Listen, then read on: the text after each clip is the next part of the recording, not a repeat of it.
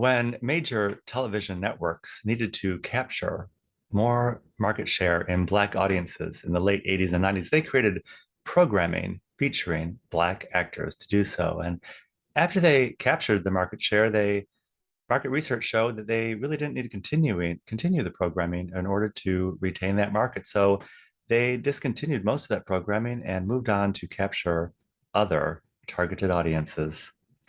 The convention of slavery as a business ended shortly after the end of the Civil War, but apparently the notion of owning people or owning a market share continues in big business and in government.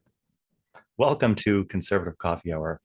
I'm Stanley Smith. At Coffee Hour, we talk about things which actually impact people's lives and how we can navigate our way out of this political mess. We take a look at candidates, litigation, platforms, funding, and issues, and try to discuss and discern our way out of this big mess.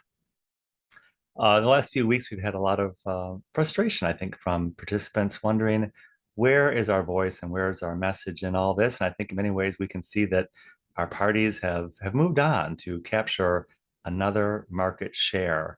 In this last primary election here in Chicago, I was handing out ballots to people, and more than once I had to hand a libertarian person a Republican ballot because libertarians have no options, so they're voting for Republicans. And most conservative people also don't have any options. We're voting for Republicans, and many Republicans are inadvertently voting for rhinos, while most Democrats think they're voting for Democrats when in fact they're voting for progressives, and progressives are now voting for communists. So this is a real frustration and a real situation we're all experiencing in our relationship with government and government bodies. It is a Faustian bargain.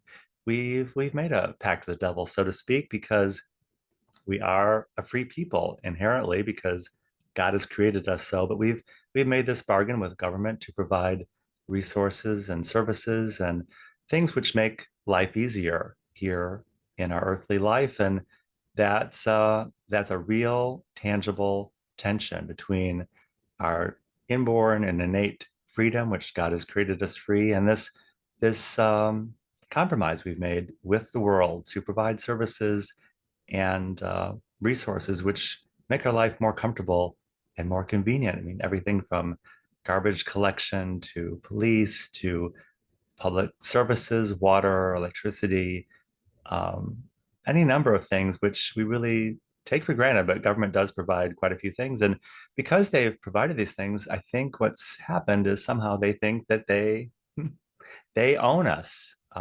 We've accepted these services and these gifts, and because of that, somehow we've been captured and are owned, and that's really not true. We are not beholden to anyone other than God and our own conscience. Even our earthly parents. I mean, we're probably most indebted to them for bringing us physically into the world and providing everything we need to start our early life. But even our parents don't make the claim that they own us, and most parents do not expect a cut in the deal or a kickback, unless, of course, you're Hunter Biden. But for the most part, I think that's the tension we're experiencing right now, and with government overreach, we're feeling that even more and more every day.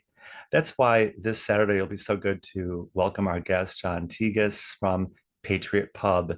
John is from Virginia and has experience fighting the local school boards there and the government overreach. And he's taking his message on the road this summer as he travels across the nation, encouraging people to establish their own Patriot Pub. And the notion of a Patriot Pub is based on our founding uh, culture of meeting and gathering in pubs to discuss ideas and to discuss and share uh, our views and experiences and how we can secure our freedoms going forward. And I think that's exactly what we've been doing here at Conservative Coffee Hour for over a year and a half. I don't think any of us want to be captured or be part of a market share or be part of any convention of slavery or owning people. And I think we'll welcome John and discuss this topic and many more topics. And I look forward to seeing you. I will include my email in the description of this video, and I'll be happy to send you an invitation. And I look forward to seeing you very, very soon.